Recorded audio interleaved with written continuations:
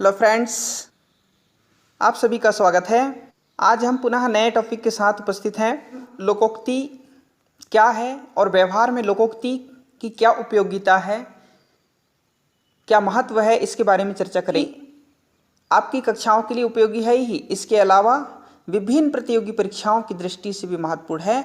अक्सर मुहावरा या लोकोक्तियाँ पूछे जाते हैं, तो आपको इसकी बेसिक आधारभूत जानकारी को जानना आवश्यक है ताकि आप इसे हमेशा के लिए याद रख सकें। आइए शुरू करते हैं। लोकोक्ति दो शब्दों से मिलकर बना हुआ है, लोक धन उक्ति। लोक का मतलब होता है जन या लोग, उक्ति अर्थात कथन। तो इसको हम कह सकेंगे लोगों के द्वारा प्रचलित उक्ति, या लोगों में प्रचलित उक्ति को हम क्या कहते हैं? लोकोक्ति कहते हैं। बोलचाल की भाषा में अक्सर जो बीच में जो वाक्यांश आते हैं तो वो क्या कहलाते हैं? लोकोक्ति। जैसे हम कह सकते हैं बंदर क्या जाने अदरक का स्वाद। अगर हम किसी टॉपिक पर चर्चा कर रहे हैं और वहाँ किसी को समझ में ना आए तो हम ये कह सकते हैं कि बंदर क्या जाने अदरक का स्वाद। ठीक है, अर्थात मूर्ख व्यक्ति गुणों का महत्व नहीं जानता। इसका अगर हम अर्थ देखें तो क्या होता है? मूर्ख व्यक्ति गुणों का महत्व नहीं जानता। तो इस प्रकार से लोकोक्तियाँ होती हैं। आगे हम देखते हैं, लोकोक्ति को हम कहावतें भी कहते हैं।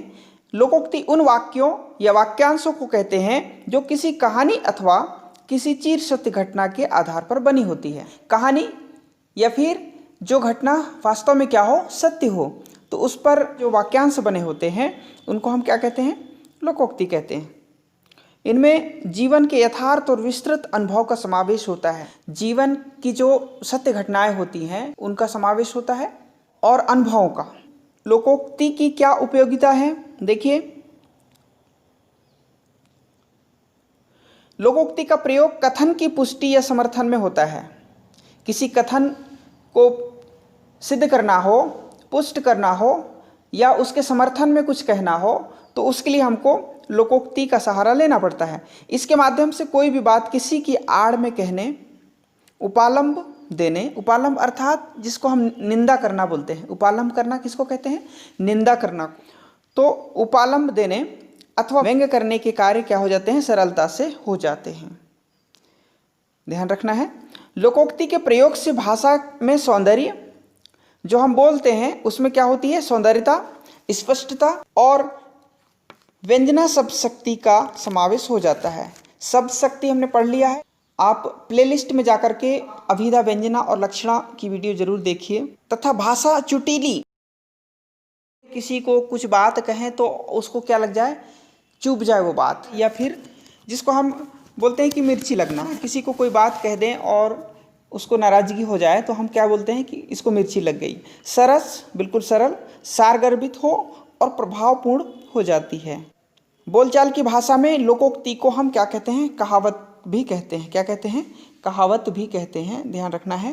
कुछ इस प्रकार भी कहा जा सकता है, देखिए, जिस प्रकार से अलंकार काव्य के सौंदर्य को बढ़ा देता है, उसी प्रकार कहावतों का प्रयोग भाषा के सौंदर्य को बढ़ा देता है।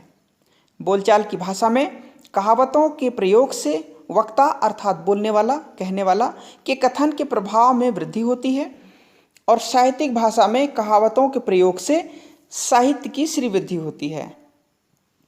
तो इस प्रकार से इसको हम कह सकते हैं। अलंकार भी हमने पढ़ लिया है, विभिन्न प्रकार के अलंकारों को हमने पढ़ा है, तो आप अलंकार की वीडियो देख सकते हैं। यहाँ टिप है, नोट है, प्रायः एक भाषा के कहावतों को अन्य भाषाओं के द्वारा, मतलब दूसरी भाषाओं के द्वारा मूल मतलब वही का वही या बदले हुए रूप में भी अपना लिया जाता है, अर्थात स्वीकार कर लिया जाता है। ये इसके गुण हैं। कुछ महत्वपूर्ण उदाहरण लिखिए यहाँ पर। आम के आम गुठलियों के दाम, तो दोहरा लाभ प्रयोग करेंगे इसका। धान से चावल निकालना, धान आप समझते हैं, धान से चावल निकालना और भूसी से तेल निकालना, तो वही हुआ आम के आम गुठलियों के दाम। जबकि देखिए, चावल के बाद भूसा का कोई ज़्यादा महत्व नहीं होता है, लेकिन अगर उससे तेल भी निकाल लिया जाए तो वह आम के आम और गुठलियों के दाम के बराबर होता है। दूसरा देखिए, अधजल गगरी छलकत जाए, इसे मात्रा नहीं है, इसको आप हटा लीजिएगा, एक ही मात्रा को हटा लीजिए। थोड़ी विद्या या धन पाकर इतराना। प्रयोग हम देखते हैं, पहले तन पर वस्त्र भी नहीं था, लेकिन नौकरी लगने के बाद मोहन दिन में 3 बार पोशाक बदलने लगा। यह तो वही हुआ, अधजल गगरी छलकत जाए। इसको इस प्रकार से कह सकते हैं, अंधेर नगरी चौपट राजा, जहाँ कोई शासन व्यवस्था ना हो। अंधेर नगरी चौपट राजा का मतलब क्या हुआ, जहाँ कोई शासन व्यवस्था ना हो। जैसे कि प्रयोग हम देखते हैं, बिहार में तो अंधेर नगरी चौपट राजा की बात चरितार्थ हो रही है ना। वहाँ की शासन व्यवस्था पे प्रश्न चिन्ह लगाते हुए लोगों ने कहा कि वहाँ तो किस प्रकार चरितार्थ हो रही है, अंधेर नगरी चौपट राजा। अगला है ऊंट के मुंह में जीरा, तो आवश्यकता अधिक पर आपूर्ति कम। अब देखिए, कक्षा में कुल 40 छात्र हैं, उनके लिए 1 किलो मिठाई ऊंट के मुंह में जीरे के समान है। स्वाभाविक है, क्योंकि ऊंट के लिए तो खाना अधिक चाहिए, तो इसी प्रकार से 40 विद्यार्थियों के लिए आवश्यकता के बराबर चाहिए। अगला देखिए, चोर चोर मौसेरे भाई, एक जैसे मनोवृत्ति वाले लोग। ठीक है, विकास और सुभाष दोनों में से किसी पर विश्वास मत करना। दोनों चोर चोर मौसेरे भाई हैं, दोनों कैसे हैं, एक जैसे ही हैं, दोनों की मनोवृत्ति कैसी है, एक जैसी है। काला अक्षर भैंस बराबर, तो पढ़ा लिखा ना होना, इसका मतलब क्या हुआ, पढ़ा लिखा ना होना।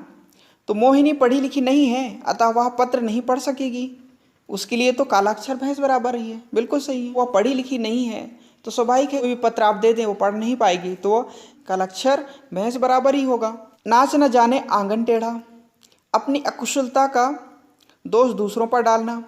प्रयोग देखिए, परीक्षा में कम अंक लाने का कारण जब पिताजी ने पूछा तो मैंने कहा मेरे पास पुरानी किताबें थी।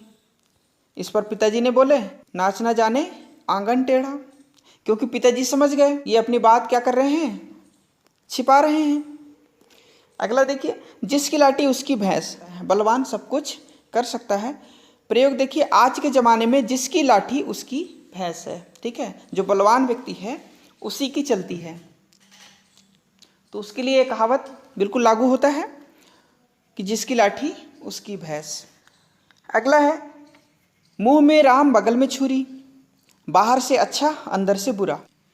तो इसके लिए बोलते हैं दिखावे के दांत कुछ और खाने के दांत कुछ और।